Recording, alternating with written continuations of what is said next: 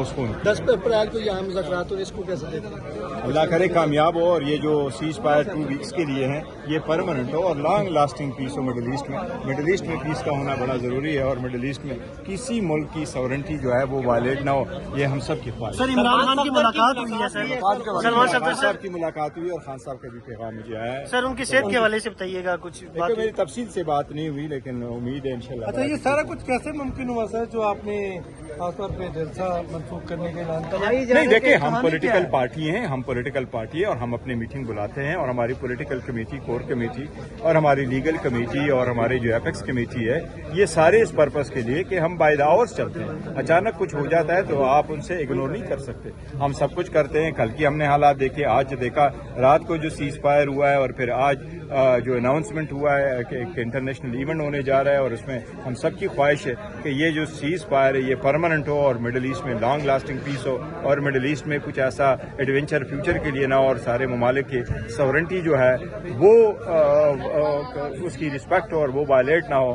ساتھ ساتھ یہ بھی ہم چاہ رہے ہیں کہ اب یہ سارا کچھ ہوا ہے تو فیول کی پرائسز بھی ریڈیوس ہو, تو اس لیے ہم نہیں چاہ رہے تھے کہ کوئی انٹوورڈ انسیڈنٹ ہو جائے. تو ایک بڑی ذمہ دارانہ مظاہرہ کرتے ہوئے پاکستان تحریک انصاف کی پولیٹیکل کمیٹی میں, جس میں سب نے شرکت کی بشمول وزیر اعلیٰ صاحب کے, پولیٹیکل کمیٹی نے یونانیمسلی کل کا جلسہ منسوخ کر دیا تھا. بعد میں جب اسمبلی میں آیا مجھے پولیٹیکل کمیٹی نے کہا تھا کہ آپ نے اناؤنس کرنا ہے یہاں پر اور ہم بولیں گے جب ایوان میں, چونکہ اسی وقت ہمارا یہ جلسہ میٹنگ بھی ہو رہی تھی تو میں نے یہاں کرنا تھا. حکومت کے نمائندگان بھی ہمارے پاس آئے تھے, ان کا بھی شکریہ, لیکن ہم نے کہا ہے کہ حکومت کے خلاف ہماری ایک بڑی چارج شیٹ ہے اور حکومت نے جو کچھ کیا ہمارے ساتھ, جو ہمارے ساتھی تھے, جو ہم نے سب کو ہم نے مئی 2025 میں سپورٹ کیا, لیکن اگست میں ہمارے ساتھی کنوکٹ بھی ہو گئے, ڈسکوالیفائی بھی ہو گئے, آج ان ایوانوں میں نہیں تھے. اس لیے میں نے وہ پوائنٹ آؤٹ کرایا ہے اور ہم نے کہا کہ آفٹر آل ہم پاکستانی ہیں اور سب سے پہلے پاکستان کام کرنے کے لیے جو قابل جیل سے پیغام بھیجا ہے کہ جلسہ کینسل کریں.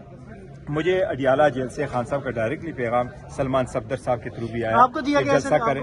جی مجھے ڈائریکٹلی سلمان صفدر صاحب نے کہا ہے. جی اور سلمان راجہ صاحب نے. جی امن قائم کرنے کے لیے پی ایم صاحب کی اور فیلڈ مارشل صاحب کی جو کاوشیں دیکھیں, ہم نے بڑا کیٹیگری کے لیے کہا کہ جس نے بھی رول پلے کیا ہے ہم اس سب کے رول کو سراہتے ہیں. سر سلمان صاحب نے آپ کو اڈیالہ جیل سے پیغام بھیجا ہے کہ خان صاحب کہہ رہے ہیں جلسہ کینسل کریں. سر میرے ساتھ دونوں کی بات ہوئی, سلمان راجہ صاحب کی بھی بات ہوئی, سلمان صفدر صاحب کی بھی ہوئی اور انہوں نے مجھے عامر ڈوگر صاحب کی فون پہ بات کرائی اور مجھے میسج دیا. پھر میں نے ان سے پوچھا کہ میں تو پولیٹیکل کمیٹی کا اناؤنس کرنے جا رہا ہوں. انہوں نے کہا تھا یہ بھی ساتھ کسی اور ڈیٹ میں بھی جلسہ کرنے کی تجویز ہے. دیکھو وہ کریں گے انشاءاللہ تعالیٰ, لیکن چونکہ یہ ایک ایونٹ تھا ہم نہیں چاہ رہے تھے کہ اس کے ساتھ ہم وہ پی ٹی آئی نے سر یہ فیصلہ کیا کہ مستقبل میں پی ٹی آئی کو کل تو میرا خیال ہے چھٹی ہے کہ نہیں, کل تو چھٹی ہے تو کل جو اس کے بعد ڈیٹ آئے گی وہ ہوگی انشاءاللہ تعالیٰ. محمود خان اچکزئی صاحب کا کیا سٹانس تھا جو جلسہ آپ کرنے جا رہے تھے؟ کچھ متضاد خبریں چل رہی ہیں کہ شاید وہ راضی نہیں تھی. نہیں دیکھو, اچکزئی صاحب ہمارے ساتھ ہے اور ہم اکٹھے ہیں اور ہمارے الائنس چلتا رہے گا. باقی اختلافات تو بیک اینڈ فورتھ تو ہوتا ہی رہتا ہے, لیکن ہمارے ساتھ اس کا